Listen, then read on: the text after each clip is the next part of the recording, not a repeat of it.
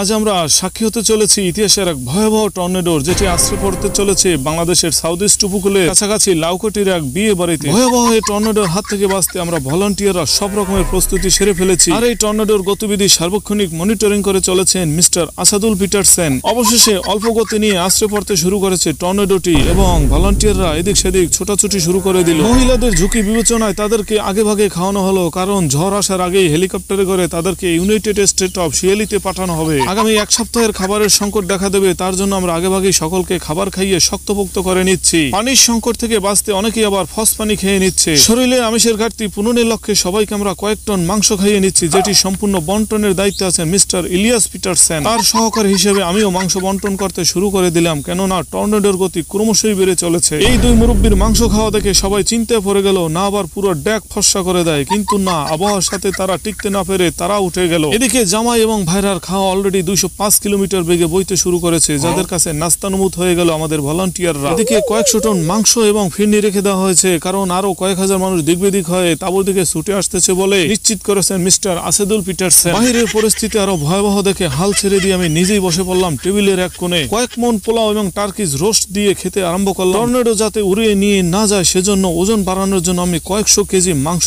চেটেপুটে খেয়ে নিলাম। এদিকে এই ভলান্টিয়ার আবার এদিক সেদিক তাকিয়ে 5 কেজি ওজনের একটি সুইট বল আমি দিয়ে বামে খেয়ে নিল। টর্নেডোর হাত থেকে বাঁচতে কেউ বা রাস্তায়, আবার কেউ বা মাঠে এসে আশ্রয় নিল এবং টর্নেডো কোন দিক থেকে আসে এবং কোন দিকে যায় সেটির আশায় বসে রইল। মাত্র কয়েক ঘন্টার ব্যবধানে এই প্যান্ডেলটি পুরোপুরি বিধ্বস্ত হয়ে গেল এবং এই টর্নেডোটি ভয় পেয়ে টেকনাফ থেকে তেঁতুলিয়া হয়ে পুরো চিটাগংয়ের দিকে রওনা করে দিল এবং এখানকার মানুষগুলো পুরোপুরি নিরাপদ হয়ে গেল। আচ্ছা।